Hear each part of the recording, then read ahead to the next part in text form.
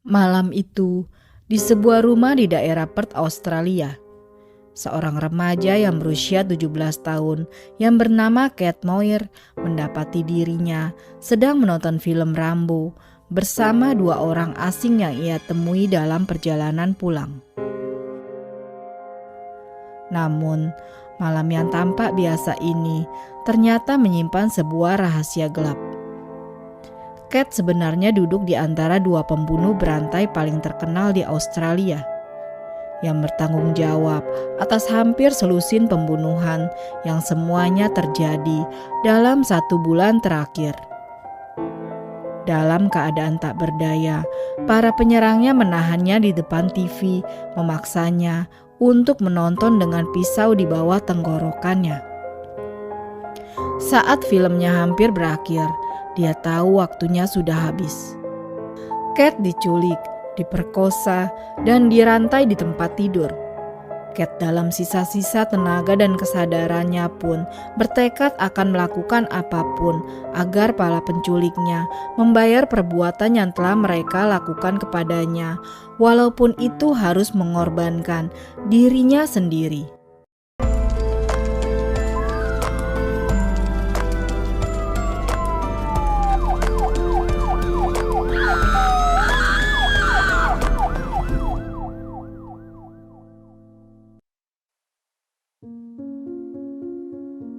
Kali ini kita akan ke negara Australia, di mana ada seorang pria yang bernama David Birnie.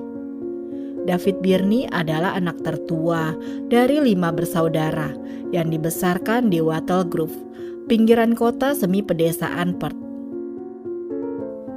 Teman sekolah dan kenalan di gereja mengingat keluarga Birnie sebagai keluarga yang tidak berfungsi dan sering menjadi sasaran rumor karena melibatkan alkoholisme, pergaulan bebas, dan inses. Keluarganya juga tidak pernah makan bersama secara teratur. Orang tua Birnie tidak pernah memasak makanan untuk anak-anak mereka. Pada awal tahun 1960-an, orang tua Birnie memutuskan untuk memindahkan keluarganya ke pinggiran kota lain di Perth, di mana dia akhirnya bertemu dengan Catherine Harrison melalui teman-temannya. Pada usia 15 tahun, dia meninggalkan sekolah untuk menjadi joki magang. Selama berada di sana, Birnie menganiaya kuda secara fisik dan mengembangkan kebiasaan eksibisionis. Suatu malam, Birnie yang hanya mengenakan stoking menutupi kepalanya. Lalu dia masuk ke kamar seorang wanita tua, tempat dia menginap. Lalu dia berusaha memperkosanya. Pada saat Birnie remaja, Birnie telah keluar masuk penjara karena beberapa pelanggaran ringan dan kejahatan berat. Saat dewasa, ia menjadi kecanduan seks dan pornografi dan menderita parafilia.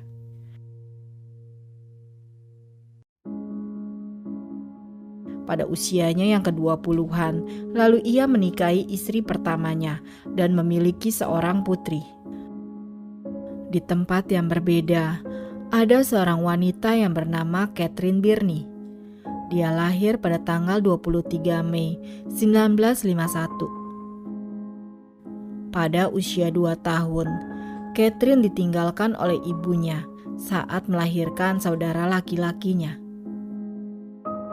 Karena tidak dapat membesarkan Catherine, ayahnya Harold mengirim gadis itu untuk tinggal bersama kakek dan neneknya dari pihak ibu. Pada saat Catherine berusia 10 tahun, perselisihan hak asuh mengakibatkan Harold mendapatkan kembali hak asuh tunggal atas Catherine. Catherine bertemu David pada usia 12 tahun dan mulai menjalin hubungan dengannya 2 tahun kemudian. Ayahnya beberapa kali memohon padanya untuk meninggalkan David karena keterlibatan dengan David menyebabkan dia mendapatkan masalah dengan polisi yang mengakibatkan dia dikirim ke penjara remaja saat remaja.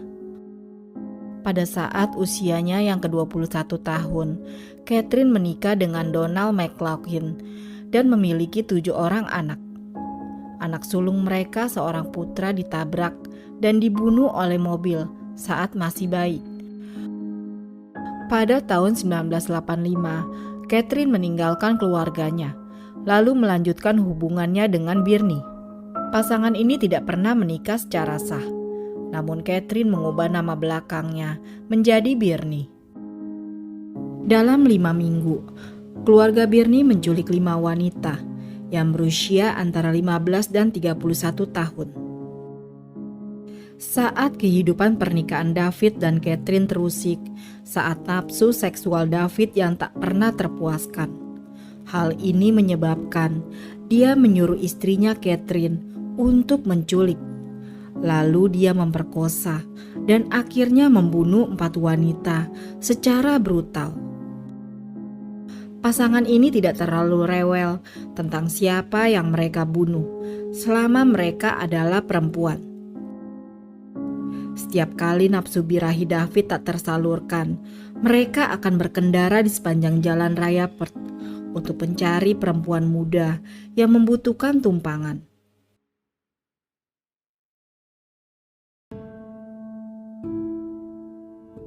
Korban mereka tidak pernah mencurigai pasangan yang terlihat bersahabat ini, sampai semuanya terlambat.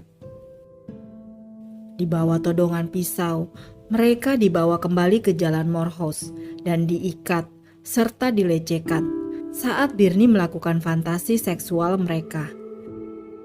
Mereka yang beruntung ditidurkan dengan overdosis obat tidur dan kemudian dicekik. Korban yang kurang beruntung ditikam atau dipukul sampai mati dengan pisau atau kapak. Para wanita ini disekap di rumah pasangan suami istri ini di Jalan Morehouse. Setiap saat adalah mimpi buruk yang nyata. Mereka diperkosa, disiksa secara brutal selama berhari-hari, dipaksa untuk melaksanakan fantasi gila pasangan tersebut untuk memiliki budak seks sendiri. Suami istri ini juga akan memaksa korban mereka untuk menulis surat kepada orang yang mereka cintai, yang menyatakan bahwa mereka telah melarikan diri. Para gadis dan wanita ini juga dipaksa untuk menelepon orang tua mereka dan memberitahu mereka bahwa mereka aman. Karena itu, tidak ada yang pernah mencari beberapa wanita ini. Akhirnya, setelah mereka menjadi bosan dengan masing-masing wanita ini, mereka akan membunuh para wanita ini dan membuang mayat mereka di Taman Nasional. Kemudian mereka akan segera mencari korban berikutnya.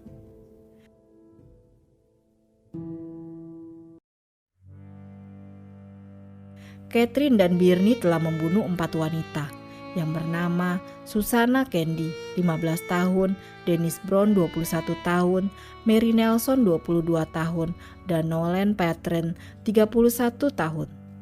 Yang mana seluruhnya dilakukan hanya dalam waktu 4 minggu terakhir. Korban termuda mereka adalah Susannah yang baru berusia 15 tahun, sedang dalam perjalanan pulang dari tempat kerja ketika dia diculik oleh pasangan tersebut. Orang tuanya tahu pasti bahwa dia tidak menulis surat-surat itu dengan sukarela. Mereka mencoba yang terbaik untuk membuat polisi menyelidiki hilangnya Susannah sebagai sebuah penculikan. Namun polisi menolak untuk menanggapi permohonan keluarga dengan serius. Keluarga itu terus menerima surat-surat, bahkan beberapa hari setelah pembunuhan putri mereka. Pada suatu malam di bulan November tanggal 9 pada tahun 86, pasangan suami istri ini ingin mencari korban baru. Malam itu, mereka bertemu dengan Kate Moyer yang baru berusia 17 tahun saat dirinya berjalan pulang tepat setelah keluar nonton konser bersama teman-temannya. Pasangan itu menawarinya tumpangan pulang. Dia merasa aman menerima tawaran orang asing itu karena dia melihat adanya seorang wanita di dalam mobil.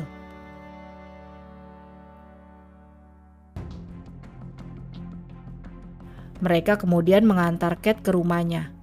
Namun ketika dia mencoba keluar dari mobil, dia panik saat menyadari tidak ada pegangan di bagian dalam pintu. Pada saat itu dia menyadari sesuatu yang buruk akan terjadi padanya. Kate menyadari bahwa tidak ada kemungkinan untuk kabur. Seluruh tubuh Kate diselimuti getaran rasa panik yang mencekam. Kedua orang asing yang baru ditemuinya malam itu mengikat dirinya dan membawanya kembali ke rumah mereka. Di sana ia mulai mengalami penyiksaan fisik dan psikologis. Malam itu, Kate disuruh untuk menemani mereka menonton film kesukaan mereka, yaitu Rambo. Selepas menonton film, Kate diperintahkan untuk mandi oleh mereka. Setelah selesai mandi, mereka memaksa Kate untuk menari di depan mereka dengan lagu dari film Romeo dan Juliet. Itu adalah 2 jam penyiksaan mental dan Kate pun menangis saat menari. Tidak lama setelah tengah malam, Birnie memperkosa Kate untuk pertama kalinya. Pasangan itu merobek semua pakaiannya sebelum mengikatnya di tempat tidur dengan tangan dan kakinya. Birnie sang suami berulang kali memperkosa Kate, sementara istrinya Catherine menonton dan mencatat. Di masa-masa awal penculikannya, Kate belum tahu siapa kedua pasangan suami istri tersebut. Dia berharap mereka akan membiarkannya hidup jika dia patuh. Kate juga sempat bertanya kepada para penculiknya, "Apakah Anda akan memperkosa saya atau membunuh saya ketika saya diculik?" Jawabannya adalah, "Kami hanya akan memperkosamu jika kamu baik." Baru setelah sebuah berita diputar di televisi, dia menyadari bahwa para penculiknya adalah pasangan pembunuh. Pasangan itu dengan intens menonton berita tentang beberapa anak perempuan yang hilang di daerah tersebut. Kedua pasangan itu tertawa saat melihat berita tersebut. Mereka membuat lelucon tentang para korban. Kate dapat menyimpulkan dari komentar mereka bahwa mereka mengenal gadis-gadis yang ada di berita tersebut dan mereka sudah tidak ada lagi. Pada saat itu, Kate menyadari bahwa dia telah diculik oleh pembunuh berantai dan besar kemungkinan dia akan menjadi korban berikutnya. Di saat itu pula terlintas pikiran negatif di mana mungkin ini akan menjadi akhir hidupnya. Namun saat itu, Kate dengan tegas memutuskan untuk tetap berusaha dengan cara apapun untuk bisa bertahan dan membalas semua perbuatan pasangan tersebut, walau jika harus mengorbankan dirinya. Selama dalam penculikannya, Kate tetap berusaha untuk tenang supaya dirinya bisa berpikir dengan jernih. Dia berhasil tetap selangkah lebih maju dari para penculiknya, terlepas dari trauma yang mengerikan yang dialaminya. Entah bagaimana, remaja yang mengalami trauma ini berhasil mengecoh 2 pembunuh berantai yang berpengalaman di rumah mereka sendiri. Pada malam hari, dia dipaksa tidur dengan pergelangan kakinya diborgol ke kaki Birnie. Dia akan memaksanya untuk meminum obat tidur. Kate akan berpura-pura menelannya. Setelah dia yakin Birnie tertidur, dia menyembunyikannya di bawah kasur. Dia ingin tetap sadar dan waspada untuk meningkatkan peluangnya bertahan hidup. Tidak mungkin dia bisa berpikir jernih jika dia terus-menerus meminum obat tidur. Saat itu Kate berpikir, kalau ia sampai tertidur, ia tidak akan pernah bangun lagi. Dia tidak hanya fokus pada kelangsungan hidupnya. Lebih dari itu, ia ingin keluarga Birnie membayar atas apa yang telah mereka lakukan terhadapnya dan para korban sebelumnya. Kate memulai aksinya. Kate diam-diam menyembunyikan sebungkus rokok di langit-langit rumah mereka. Dengan begitu, jika ia melarikan diri, ia dapat membuktikan bahwa ia pernah berada di rumah itu sebelumnya. Jika mereka menyangkal mengenainya, dia bisa memberitahu penegak hukum untuk memeriksa langit-langit untuk mencari rokok sebagai bukti bahwa dia pernah berada di rumah itu. Saat Kate diizinkan menulis surat perpisahan untuk dikirim ke keluarganya. Di surat tersebut Kate diperintahkan untuk memberitahu mereka bahwa dia akan melarikan diri. Ketika pasangan itu tidak memperhatikan, Kate akan menulis nomor teleponnya di selembar kertas dan menyembunyikannya di bawah sofa. Dia juga menyembunyikan lipstiknya di dalam bantal sofa. Dia membayangkan bahwa jika keluarga Birnie menjadi tersangka atas pembunuhannya, polisi akan menggeledah rumahnya. Mereka akan menemukan lipstik dan catatan yang disembunyikannya sebagai bukti bahwa dia ada di sana. Dengan begitu, bahkan jika dia dibunuh, ada kemungkinan mereka akan tertangkap. Paling tidak, dia berharap hal itu akan cukup untuk membuat mereka pergi, sehingga mereka tidak dapat menyakiti orang lain.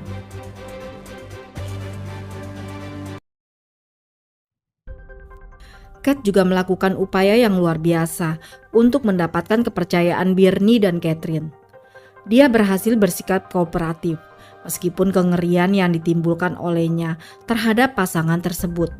Dia mengatakan bahwa terkadang mereka bahkan mengizinkannya untuk menonton TV bersama mereka. Menonton film Rambo kesukaan mereka yang diputar berulang kali sebelum ritual pemerkosaan yang mereka lakukan. Semua hal nampak menjadi rutinitas bagi mereka bertiga sampai pada suatu hari ia mendengar kabar yang mengerikan di mana hari tersebut akan menjadi hari terakhir kehidupannya. Suatu pagi, Birnie berangkat kerja. Dia mengatakan kepada Kat bahwa dia akan membunuhnya ketika dia pulang. Kat menyadari bahwa hari itu adalah satu-satunya kesempatan untuk melarikan diri. Dengan kepergian Birnie hari itu, dia hanya berhadapan dengan satu penculik untuk berusaha melarikan diri. Dia melakukan yang terbaik untuk mendekati dan berteman dengan Catherine saat Birnie pergi. Kat melakukan percakapan biasa dengan Catherine dan berpura-pura tertarik dengan apa yang dikatakannya. Kat bertanya kepada Catherine jenis musik apa yang dia sukai. Catherine memainkan lagu-lagu kesukaannya dengan senang hati berbagi selera musik dengannya. Tiba-tiba suara pintu berbunyi.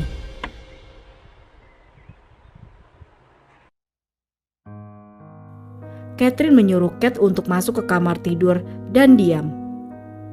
Mungkin itu adalah hasil hubungan yang telah dibangun Kat, karena saat itu Catherine tidak berusaha untuk merantainya. Dia sudah percaya Kat tidak akan mencoba melakukan sesuatu. Kamar tidur itu memiliki jendela, tapi terkunci. Kat takut akan dampak yang akan dihadapinya jika dia ketahuan. Tapi setelah menimbang-nimbang pilihannya, dia tahu bahwa ini adalah satu-satunya kesempatan untuk melihat hari esok. Entah bagaimana, dia menemukan keberanian untuk membuka gemboknya. Dia lalu melompat keluar dari jendela dan berlari menyelamatkan diri. Dalam keadaan setengah telanjang, dia berlari menyusuri lingkungan sekitar sambil meminta bantuan. Dia lalu mengetuk pintu rumah, 3 rumah, tetapi tidak ada yang menjawab. Dia bahkan diserang oleh seekor anjing, tetapi dia terus berlari. Sampai akhirnya, dia menemukan seorang pria berdiri di luar, lalu dia menceritakan semuanya. "Tolong, saya telah diperkosa. Tolong bawa saya ke dalam dan panggil polisi. Jika ada seorang wanita datang ke sini dan mengatakan bahwa saya bertengkar dengannya dan saya adalah putrinya, jangan percaya, saya telah diperkosa." Pria itu pun segera membawa Kat menuju ke kantor polisi. Saat itu, Kat pun merasa lega. Namun sesampainya di kantor polisi, ia harus menerima kenyataan pahit bahwa ternyata polisi meragukan kesaksiannya. Kat mengatakan kepada petugas bahwa ia telah disekap dan diperkosa selama berhari-hari. Mereka tidak mempercayainya. Polisi menuduhnya mengarang cerita ini untuk mencari perhatian. Dia memiliki rincian dan bukti spesifik yang membuktikan bahwa dia mengatakan yang sebenarnya, tetapi mereka tidak mau mendengarnya. Para petugas menyerahkan gadis yang ketakutan itu kepada petugas baru yang bernama Laura Hancock. Mereka mengatakan kepada petugas Hancock untuk membuat laporan bahwa remaja itu telah mencoba membuat laporan palsu. Petugas Hancock, meskipun dia diberitahu oleh atasannya bahwa Kat berbohong, petugas Hancock percaya bahwa Kat mengatakan yang sebenarnya. Petugas Hancock mengatakan bahwa cerita Kat mengandung detail yang terlalu rumit untuk dibuat-buat. Dia tidak menunjukkan keraguan dalam menceritakan kisahnya. Petugas Hancock mengatakan bahwa motifnya tampaknya adalah agar polisi menghentikan aksi keluarga Birnie. Kat memberikan bukti dan bercerita tentang gadis-gadis yang mereka bunuh sebelum dia. Meskipun pasangan itu menggunakan nama-nama palsu di sekelilingnya, Kate begitu tajam sehingga dia benar-benar mencatat dan mengingat nama yang dia lihat di botol pil resep yang tergeletak di meja dapur. Petugas Hancock adalah satu-satunya petugas wanita yang bertugas pada saat itu. Dia mengalami kesulitan meyakinkan atasannya untuk menanggapi pernyataan gadis yang ketakutan itu dengan serius. Namun dia memohon kepada mereka berkali-kali dan menolak untuk mundur. Baru setelah petugas Hancock menyebutkan nama David Birney, rekan-rekan kerjanya mulai mendengarkan. David Birney memiliki catatan kriminal yang panjang. Dia dikenal oleh penegak hukum karena sering keluar masuk penjara karena kejahatan, termasuk percobaan pemerkosaan terhadap seorang wanita lanjut usia. Beruntungnya saat itu ada dua detektif yang bernama Ferguson dan Vincy Ketik yang memang sedang dalam menyelidiki hilangnya gadis-gadis dalam 1 bulan terakhir. Kedua detektif ini baru tiba di kantor polisi tersebut setelah mereka mendengar melalui radio HT bahwa seorang gadis muda setengah telanjang baru saja terhuyung-huyung masuk ke dalam komplek pertokoan kecil Willagi dan dibawa ke kantor polisi Palmyra. Keduanya dengan cepat langsung berbicara kepada Kate dan meminta Kate untuk memimpin para polisi menunjukkan posisi rumah tersangka pelaku. Tanpa berlama-lama, polisi langsung bergerak bersama Kate dan juga tim detektif bersenjata ke rumah pelaku di Marhoe Street. Saat mereka tiba di lokasi, tidak ada seorang pun terlihat di rumah itu. Karena tidak ada seorang pun di rumah tersebut, dua detektif berinisiatif untuk bersembunyi di sebuah mobil van yang kemudian mereka parkir di jalan masuk ke rumah tersebut.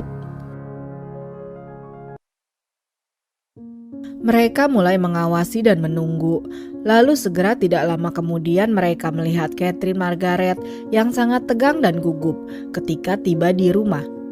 Kedua detektif itu pun segera mendekat dan menangkap Catherine. Setelah proses interogasi, Catherine memberitahu mereka di mana harus mencari suaminya. Selang beberapa menit kemudian, detektif lain menjemput suaminya di tempat dia bekerja sebagai buruh di sebuah tempat penyimpanan suku cadang mobil. Kedua pasangan suami istri ini dengan keras membantah tuduhan gadis itu. Sebaliknya, mereka mengklaim bahwa dia telah menjadi pihak yang bersedia dan telah pergi bersama mereka untuk berbagi obat-obatan terlarang. David mengakui hubungan seks dengan gadis itu, tetapi bersikeras bahwa dia tidak memperkosanya. Saat polisi mulai melakukan penggeledahan, ternyata saat itu Catherine telah berusaha membakar semua barang bukti yang ia pikir dapat menjerat dirinya dan juga suaminya. Ia melakukannya sesaat ketika dia menyadari Katie telah melarikan diri. Namun, yang Catherine tidak tahu ada bukti yang diam-diam ditinggalkan Katie. Polisi menemukan potongan kertas yang diselipkan Katie di antara bantal sofa dan obat tidur di bawah kasur kamar tidur, serta sebungkus rokok yang disembunyikan oleh Katie di langit-langit sebagai bukti positif bahwa dia benar-benar berada di sana. Berkat Katie, mereka menangkap pasangan tersebut dan mengetahui bahwa mereka juga terkait dengan gadis-gadis yang hilang lainnya.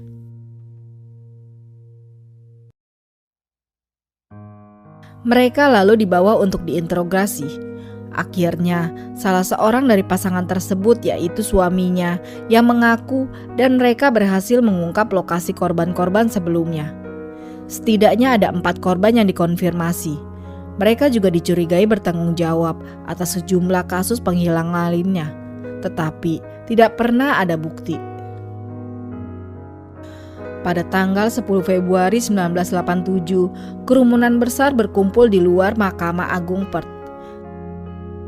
Ketika pasangan suami istri ini tiba dengan truk penjara, mereka menyerukan pemberlakuan kembali hukuman mati.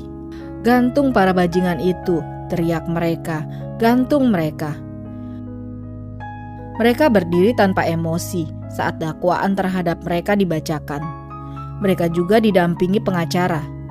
Tidak ada pembelaan yang diajukan, jaminan secara resmi juga ditolak. Birney dan Catherine akhirnya dijatuhi hukuman 4 kali, yaitu hukuman penjara seumur hidup. Di penjara, Birnie berulang kali dipukuli dan mencoba bunuh diri pada tahun 1987 dan akhirnya dipindahkan ke penjara Fremantle untuk melindungi dirinya sendiri. Pada tahun 2005, Birnie kembali melakukan upaya bunuh diri di penjara, yang mana kali ini usahanya berhasil. Catherine telah menyelesaikan masa hukuman minimum 20 tahun tanpa pembebasan bersyarat dan sekarang mengajukan permohonan pembebasan setiap 3 tahun.